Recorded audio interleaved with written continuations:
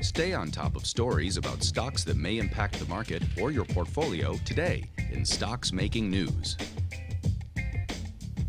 About a year ago, Chinese e-commerce company Alibaba staged the biggest IPO in history. But as we all know, in the course of a year, a lot of things can happen to a company, and they did just that with this company. Tracey, Ryniec, Dave Bartosiak here with me to talk about some of the events that led up to where this company is today, which, from what I can tell, Tracey, is not in a good place. The company went from a $25 billion IPO to having its shares hit by bad economic news, regulatory clampdown in China, concerns that it can't keep pace with expectations, blah, blah, blah. What happened here? Everything kind of went haywire for this company. Well, you know, there were huge expectations built in because it was the largest IPO, and just the China aspect of it. Like, everything is coming up golden with China. There's billions of people. They're going to be buying everything online. The numbers were pretty good from Alibaba, but, you know, expectations were really high, and now they just haven't met them. And even though the growth is they're still growing, it's not as high enough growth to justify the share price. And I know I was looking at the analyst estimates. I'll put them up here. Analysts, you know, still pretty bullish overall on the broader story, but the estimates have been coming down. So I think they are getting worried now about what's going on in China and more weakness in the overall Chinese economy, because it's going to affect every company over there. It just is. Yeah. And then, you know, from an investor point of view, you have the aspect is that they aren't really living up to expectations. I mean, they were sky high coming out of the box. But I also put a chart here on the earnings beats, of which there are none, as you can see from this chart.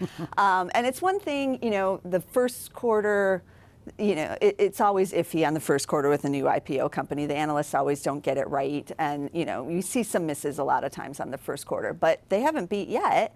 And that kind of tells me that management either, you know, isn't playing the game of, you know, trying to figure out how to beat the earnings, or they don't care, or, you know, I don't know. I mean, we've seen this before with Alibaba, though. That's the interesting thing. Dave and I talked about this when we did the IPO show on Alibaba, is that they went IPO before, and, you know, shares were hot out of the gate, shares sank, they ended up going private again, and now, strangely, we're kind of in like the same scenario. So, in the words of the late Yogi Berra, it's like deja vu all over again. Yeah. So the fat lady is sung, or not yet? You know, we were trading this Alibaba thing like it was a China proxy for the longest, because who wants to trade the, you know, China A-shares ETF? Like, that's boring. If you want to make money on China, you're going to trade Alibaba, right? But that's working the other way against it right now, because you know, China's not doing so hot, right? So we were all worried about Jack Ma being Alibaba and bringing 40 thieves with him. Well, guess what? The thieves are here, okay? And they're taking our money. Look. A little note, I was trying to figure out why the stock's below 60 now. I think this morning it was like 58 something, right? Just look out below. 63% of the stock now has been opened up from the insider. So the lockup period ended, like and they're getting out. Extended lockup period, you know. So everything is gone. I mean, they're just selling, getting rid of it. But why wouldn't you? So Tracey brought up an interesting point a moment ago. Analysts have been reducing their price targets. Right, that's come down. But the average analyst rating on this company is still a buy. Right. So what is that saying? Is there still some life here? They're falling on their sword. That's what that's saying. You know, the stock's at 120, you call it a buy. Now the stock's at 50. You know, no, it's still a buy, because this thing long term is going to turn around. We had these huge growth numbers. We were so excited over there going on Alibaba.com. I was ready to buy, like, you know, 150,000 Dixie cups on Alibaba, because I figured we'd use them eventually here.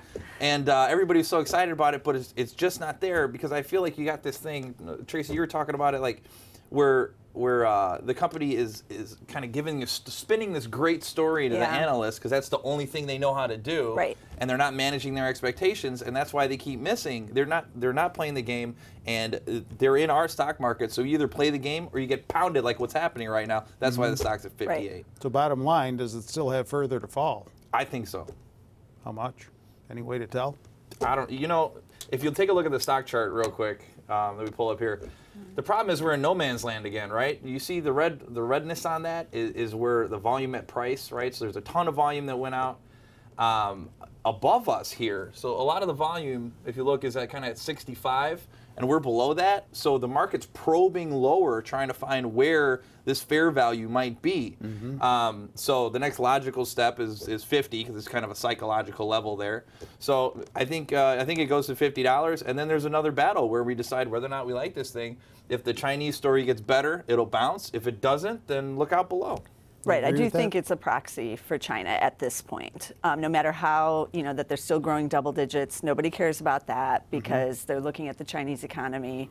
Things do not look good there, and until that bottoms or starts to turn around, as Dave just said, I think they will be trading Alibaba based on the China story.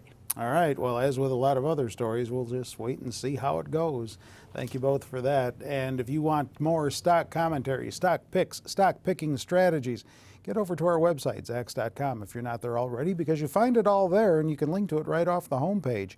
And a reminder, if you watch our videos out in syndication land, especially on the YouTube platform, there you can subscribe to them and you can comment on them. Feedback's always welcome. With Tracey and Dave, I'm Terry Ruffalo.